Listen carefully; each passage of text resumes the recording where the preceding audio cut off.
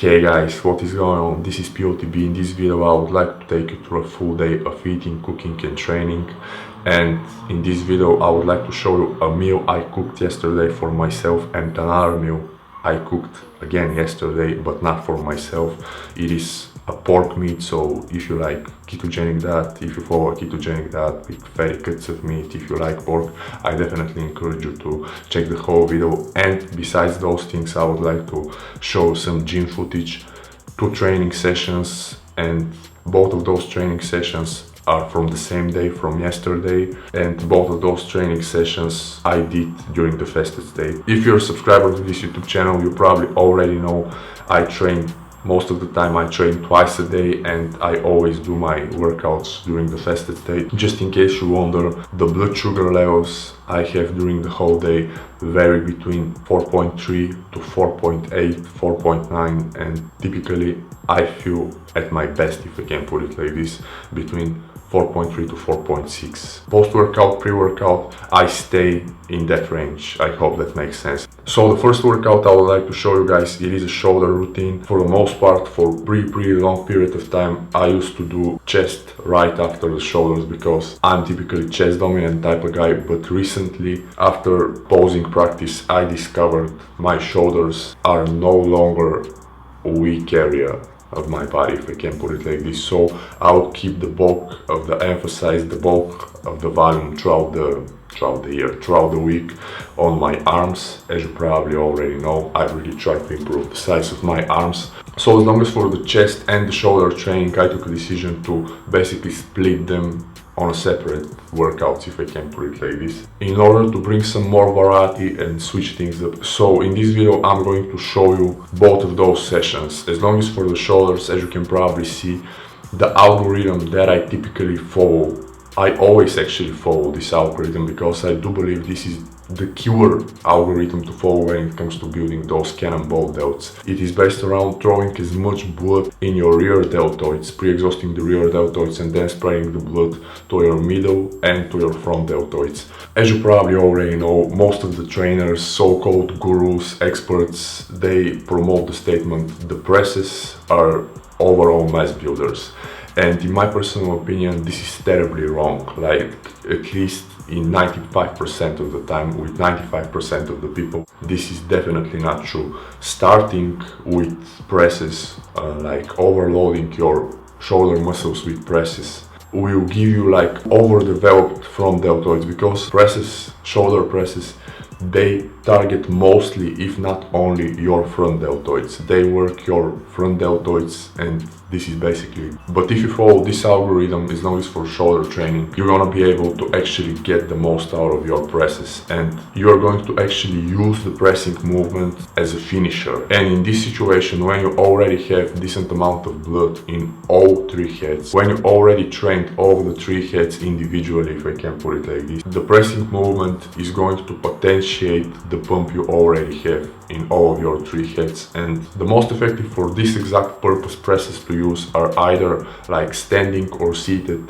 behind the neck military presses, hammer strength machine military presses, preferably plate loaded, again behind the neck, and a dumbbell press I'm about to show you in this video, which is actually the way I press the dumbbells. It's like I try to emulate the exact angle, the exact type of stimulation I'm able to get with behind the neck military press. I actually emulate this movement with the dumbbells, and it's a bit more difficult, but if you're really able to do it, it's a hell of a benefit because you're able to exercise both of the sides individually. And that movement requires utilization of stabilizing muscles, the stabilizers and all of that, and the pump is insane. But the pump is insane only if you follow the same algorithm. So I started with some seated rear deltoid raises with dumbbells. As long as for the rear deltoid and the side deltoid raises, I always try to make my pinky sleep. This is the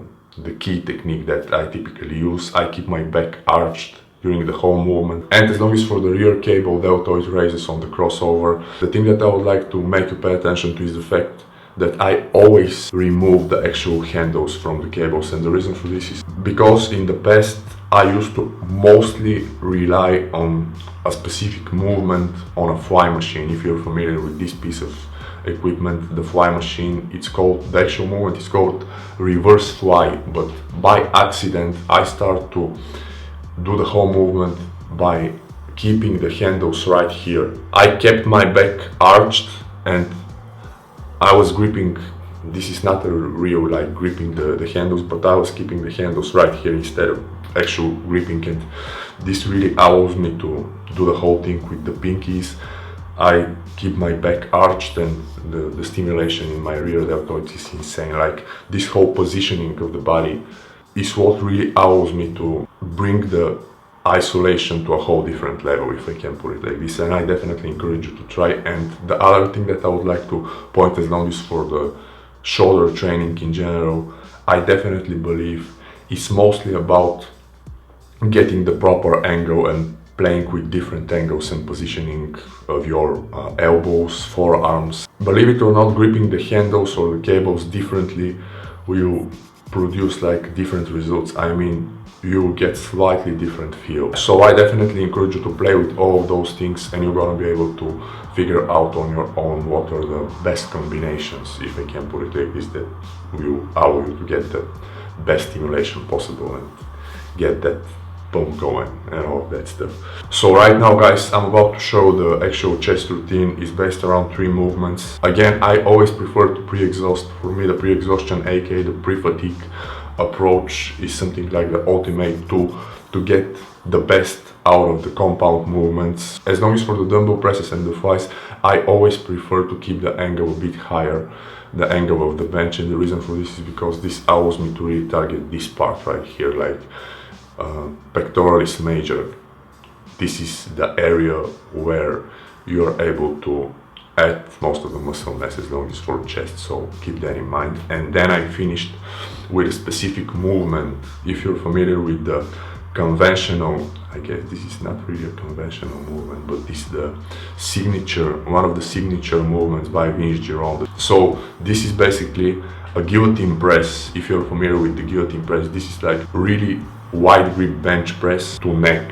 You're dropping the bar here, if that makes sense to you, almost to your neck, like bench press to neck. A lot of people prefer to call this bench press to neck, but this is the inclined version of this so-called guillotine press. As you can probably see, I will not move a lot of weight, but at this point during the workout, I really do not need to move a lot of weight because I already got the pump going and I already pre-fatigued the muscle with 2 other movements, and one of them is, in my personal opinion, the best movement you can use in order to add size to your chest, the dumbbell presses, the inclined dumbbell presses. The higher the angle is, the more you're going to target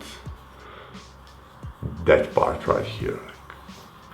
I got some decent separation going, as you can probably see, and some fiber action without any dieting, and some vascularity. You probably already know about my vascularity game. I'm not that good as long as for abs, but vascularity, fibers on certain areas, and of course the vacuum game, I believe all of those are A1. Like, I believe I got them. So yeah, anyway, so that was the training part of the video, guys. Right now I would like to show the kitchen footage, if I can put it like this. So as you can probably see right now on the screen, I got around 8 eggs, I believe they were 8, with some cheeses, organic free range eggs with some fatty cheeses and whatnot. I did an omelette. Right now I'm about to show the omelette, and of course some steaks, and of course some full fat sour cream as long as for the dessert. So right now I'm about to show the preparation of the pork, because in my personal opinion I really don't fuck with pork, so keep that in mind, but I believe the pork looks way better than my meal. So how I prepped the pork: I roasted the meat in the oven and I did plenty of high quality seasonings, Atlantic sea salt mixed with organic seaweed, black pepper, red pepper, some organic basil and some organic oregano. And right now I'm about to show you the final products. As if mentioned, the pork looks way better than my meal, but I really don't care. I really don't fuck with pork. If you're not familiar with this YouTube channel, I would like to share with you the reason for this is not because of some religious purposes. I simply do not like the taste of the pork and how I feel when I chew the pork. Like it is really weird, but I always go with the red meat. The red meat is the best for me, like grass-fed steaks and free-range eggs and sour cream and some butter. Oh, and by the way, because now it's spring and probably the weather eventually will get better, hopefully, I'll probably start to do some starches. If I start to do this, I'll probably show something like a grocery shopping and how my meal plan on one meal a day looks when I consume starches and the types of the starches that I consume. If you're already a subscriber, you probably already know exactly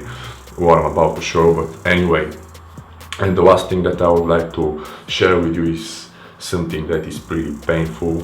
At least it is painful for me. The next week I'll probably leave my laptop, my MacBook Pro, to the Apple Service Center because I really need to get it fixed, you see, and I will probably not upload for a few days. Just want to let you know, and I would like to apologize, but I'm gonna be back soon. So yeah guys, this is basically everything I wanted to show you.